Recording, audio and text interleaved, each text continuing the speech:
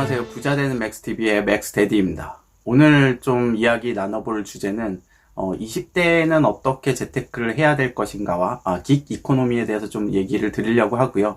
오늘 영상을 준비하게 된 배경은 제가 영국의 켄 로치라는 감독을 좋아합니다. 엔젤 쉐어라고 위스키 관련된 영화가 있는데 그 영화를 통해서 좀 알게 된 감독이긴 한데 2016년에 이제 나 다니엘 브레이크라는 영화로 센세이션을 일으켰죠.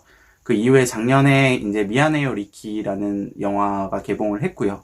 이 영화를 최근에 좀 보게 돼가지고 거기에 굉장히 이 긱 이코노미에 대한 단면을 너무나 적나라하게 보여주는 영화이기 때문에 그런 면을 좀 생각을 하다가 영국의 이 양극화된 계층의 구분 자체가 이제 한국에도 저는 곧 일어날 수 있을 거라고 보고 있는 사람 중에 한 명이기 때문에, 왜냐면 단순 단기직들이 굉장히 증가를 하고 있죠. 긱 이코노미로 대변될 수 있는 직업에 있어서도 좀 양극화가 많이 일어나고 있는 상황이고, 부동산 같은 거에 있어서도 이제 전세 비중이 저는 월세 비중으로 변하면서 굉장히 월세가 높아질 거라고 생각을 하고 있는 사람이기 때문에 부동산에 있어서도 굉장히 양극화가 일어날 거라고 저는 보고 있습니다. 그런 와중에 이제 막 시작하는 20대가 어떻게 재테크를 해야 될까, 그리고 내가 만약에 20대로 돌아갔다라고 하면은 어떻게 재테크를 하라고 이야기를 하면 좋을까라는 걸 생각을 하다가 영상을 만들어 보게 되었습니다. 이런 사회 현상을 좀 보면서 향후 어떻게 재테크를 해야 되겠다, 그리고 나를 어떻게 만들어 나가야 되겠다, 성공을 하기 위해서, 이런 거를 좀 얘기를 드리면 좀 시행착오를 덜 겪으면서 좀 안정적으로 본인의 인생을 만들어 나갈 수 있지 않을까 싶어서 좀 20대를 위한 영상을 만들어 봤고요. 실제로 제 영상들의 통계를 보니까 한 30, 40대 남자분들이 좀 많고 여자분들 조금 있으시고 한데 20대 분들이 거의 보지 않을 것 같기는 한데, 우선 20대에 대한 영상을 만들어 드리고 30대, 40대에는 어떻게 투자를 하면 좋을 것 같다라는 영상을 조금씩 만들어 드리려고 합니다. 그런 부분에 대해서는 향후 준비 드릴 거니까 참고해 주시면 될 것 같고요. 20대의 재테크로서 뭐가 가장 중요할까라고 생각을 했을 때 저는 안정적인 캐시플로우를 만들 수 있는 직장을 구하는 게 굉장히 중요하다라고 보고 있습니다. 이제 막 고등학교를 졸업을 하고 대학이나 사회로 직장으로 처음 나오는 갓 초년생들인 거죠. 이 시기 때부터 이제 자산을 본격적으로 만들려고 하는 열정이나 의도가 있으시겠지만, 이때는 실질적으로 그런 거를 좀 노력을 하시더라도 얻을 수 있는 게 별로 많지 않다라고 보고 있기 때문에, 차라리 향후 30대나 40대를 바라보고 그때 투자 여력을 만들 수 있는 안정적인 투자 캐시플로우를 만드는 게 저는 굉장히 중요하다라고 보고 있고, 그러기 위해서는 가장 적절한 게 좋은 직장을 구하는 거라고 볼 수 있는 거죠. 20대 초반부터 알바를 한다든가 사회 초년에 굉장히 낮은 연봉을 쪼개가지고 투자를 해서 주식을 하겠다라고 하시는 거가, 그런 투자에 올인을 하시겠다라는 게 그렇게 좋아 보이지 않는 거고요. 실질적으로 투자의 성공 가능성이 그렇게 높아 보이지도 않고요. 몇몇 굉장히 뛰어나신 분들을 제외하고는 이때부터 주식을 투자를 해서 성공하신 분들이 그렇게 많지는 않습니다.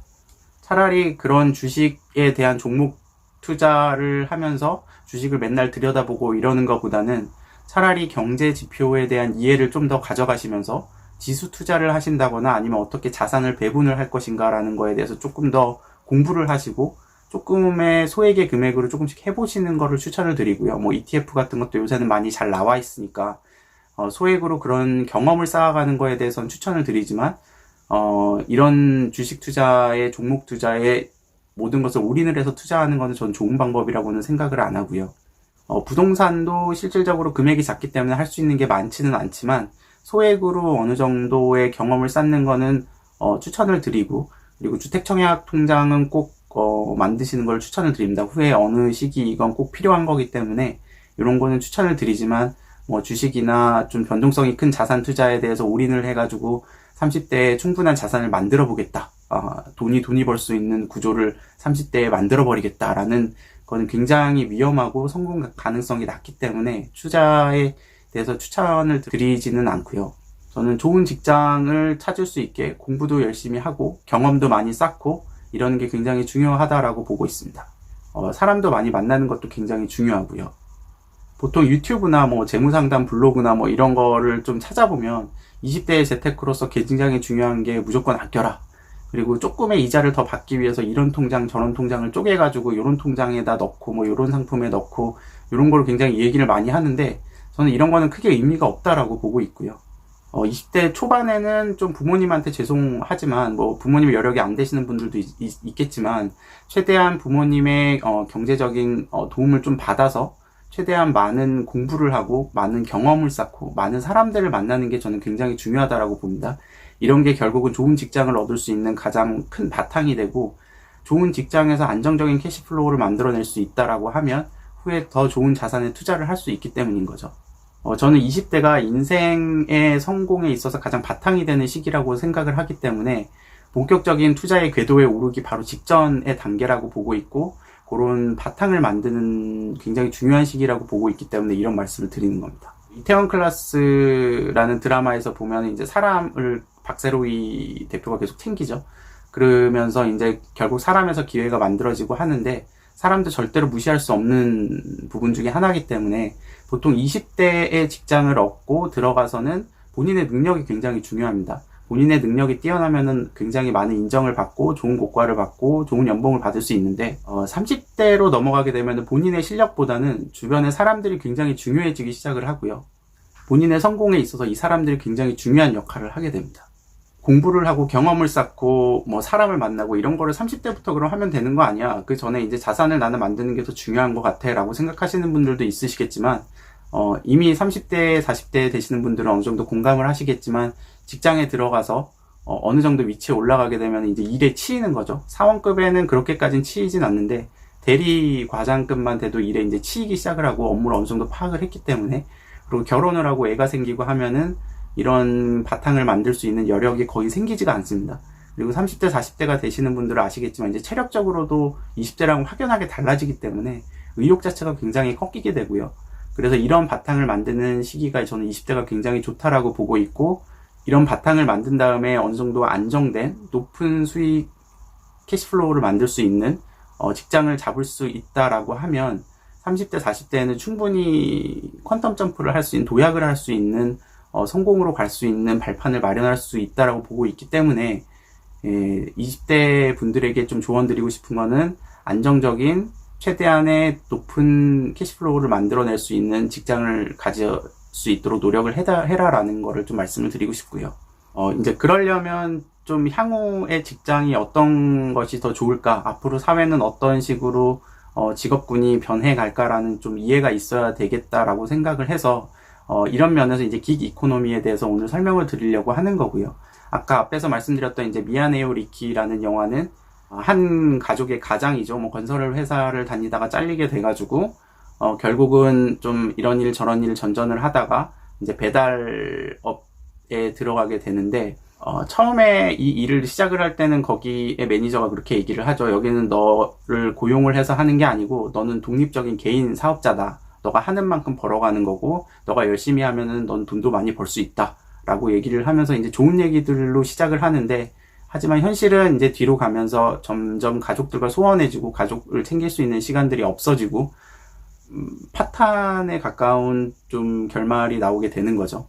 이 영화가 좀 긱 이코노미에 대해서 좀 한 단면을 좀 적나라하게 보여주는 것 같아가지고 이 영화를 만약에 안 보신 분들은 좀 뭐 보셔도 괜찮고요. 켄 로치라는 감독이 굉장히 유명한 감독이고 영화도 잘 만들기 때문에 현실적인 문제를 좀 사회화하는 것도 잘 하고 한번 보시면 좋을 것 같고요. 그러면 긱 이코노미에 대해서 우선 좀 설명을 드리겠습니다. 이제 긱 이코노미라는 거는 긱이라는 거는 이제 임시로 하는 일이라는 의미이고 이코노미는 이제 경제인 거죠. 긱이라는 말은 1920년대 미국에서 이제 재즈 공연장에서 주변에 있는 재즈 공연팀을 임시로 구해가지고 공연을 하고 그 대가를 지불을 하는 형태에서 나온 거라고 얘기를 하고요. 그래서 뭐 정규직이 아닌 임시적으로 본인이 하는 건당의 일로 처리를 해서 지급을 받는 일에 대한 경제가 굉장히 많이 관심을 받고 있는 상황인 거죠. 그래서 이제 긱 이코노미라는 얘기가 나오는 거고 최근에 이제 온라인 플랫폼이나 이런 게 굉장히 많아지면서 그런 쪽에 종사를 하는 배달업이라든가 아니면 뭐 건당으로 받는 심부름, 돌봄, 세탁, 뭐 이런 거가 이제 이런 긱 이코노미에 들어가는 거죠. 미국에서는 이제 뭐 우버라든가 아니면은 본인의 자산을 이용해서 건당으로 받는 에어비앤비라든가 아니면 우리나라에 이제 배민 드라이버라든가 뭐 유튜브도 이런 긱 이코노미 중에 하나로 들어가겠죠. 즉, 긱 이코노미는 온디맨드, 소비자가 어떤 걸 딱 요구를 했을 때 거기에 따라서 그 온디맨드 건당으로 수수료를 받으면서 거기에 대해서 지불을 받게 되는 그런 식의 서비스 제공을 이제 긱 이코노미라고 하고 있고요. 공급자 입장에서는 자기가 본인이 원하는 시간에 일을 할 수 있다라는 장점을 가지고 있는 거죠. 뭐 9시부터 6시까지 매여 있을 필요가 없는 거죠. 그리고 열심히만 한다면 건당 수수료를 받는 거기 때문에 굉장히 많은 돈을 상대적으로 벌 수 있다라는 장점도 있는 거고, 최근에 기사가 있었죠. 이제 배민 드라이버가 엄청 열심히 쿠팡 뭐 이런 거 할 때 열심히 버는 사람들은 이제 뭐 한 월 600만 원 가까이도 번다라는 기사도 본 것 같은데, 그런 식으로 된다라는 장점을 가지고 있고, 소비자 입장에서도 이러한 서비스 공급자들이 많아지면은 상대적으로 더 좋은 서비스를 받을 수 있기 때문에 어느 정도 장점이 있는 거죠. 그래서 요새 뭐 새벽 배송, 1일 배송, 2일 배송 이런 게 나올 수 있는 게 이런 쪽의 공급이 굉장히 많아지다 보니까 가능하게 된 현상이고요. 하지만 이제 단점도 있습니다. 이런 긱 이코노미에 있어서 긱잡이라고 하죠. 이런 곳에 종사하는 사람들이 이제 일반 정규 고용직이 아니다 보니까 뭐 고용보험이라든가 아니면 기타 뭐 4대 보험이라든가 이런 게 커버가 안 되고요. 일반 노동자로서 받을 수 있는 혜택을 못 받는 거죠. 미안해요 리킷에서도 적나라하게 나오는 부분이기도 하고요. 그리고 이제 본인이 잘 컨트롤을 해서 본인의 시간을 가질 수 있다라는 장점으로서 시작이 됐지만, 후에는 가서 영화에서도 나오지만 이제 본인 생활이 거의 없어지게 됩니다. 그만큼 일을 많이 해야 되는 압박감에 계속 시달리게 되는 게 실질적인 현실인 거고요. 그러다 보니까 이제 미국에서는 AB5라고, Assembly Bill 5라고, 플랫폼 노동자들을 일반 정규 직원처럼 처우를 해야 된다라는 법안이 통과가 됐었고요. 프랑스에서도 이제 우버 드라이버를 실질적인 종업원으로 봐야 된다라는 식의 법결이 됐습니다. 우리나라에서도 이러한 플랫폼 노동자들이 특수 형태 근로 노동자로 분류가 되면서 적절한 그 개인 사업자로서 그냥 보여지고 있는 상황이고요. 하지만 최근에 이제 배달업 쪽에서 노동조합도 만들어지고, 대리기사도 이제 근로자로 봐야 된다라는 법안도 판결이 난 게 있고, 디지털 플랫폼, 온라인 플랫폼이 급격하게 증가를 하다 보니까 이런 긱 이코노미에 종사하는 긱잡에 대한 관심도가 굉장히 많아지고 있고, 새로운 형태다가 좀 급격하게 늘어나다 보니까 기존 법안으로 좀 처리가 안 되게 되는 사례들이 나오는 거죠. 그러다 보니까 관련 법령들도 계속 개정이 되고 있는 중이고 아직 안정화가 되지 않은 상황인 거고요. 근데 이제 향후에는 AI라든가 로봇이라든가 이런 거를 보게 되면은 이런 식의 이제 긱 이코노미가 더 활성화될 가능성이 더 많아지고요. 아마존만 보더라도 이미 매장 내에서 사람들이 거의 없어지고, 배달도 이제 어느 정도 로봇이나 드론이나 이런 걸로 하려고 하다 보면 이제 로봇과 사람들이 이런 긱 이코노미에서 또 경쟁을 하게 되면 공급이 엄청나게 늘어나게 되는 거죠. 그러다 보면 단가 자체가 굉장히 낮아지고 경쟁이 치열해지면서 공급이 늘어나게 되면은 받을 수 있는 돈이 굉장히 줄어들게 되는 거죠. 그럼에도 불구하고 이제 최근에는 뭐 엔잡러라는 얘기도 나오고, 뭐 워라벨 이런 얘기도 나오고, 그리고 욜로 이런 얘기도 나오면서 좀 젊은 층들에게 있어서는 조금 각광을 받고 있는 직업군이기도 하고요. 내가 이제 정규직으로서 평생 보장을 받지 못하는 사회가 되다 보니까 그런 쪽에 올인을 하기보다는 이런 긱 이코노미에 편승해서 자기가 원하는 시간에 놀고 원하는 시간에 일을 하면서 본인의 사회 생활을 하겠다라는 식의 35살 이하 계층에서의 움직임이 활발하기 때문에 이런 긱 이코노미는 더 활성화될 걸로 보고 있고요.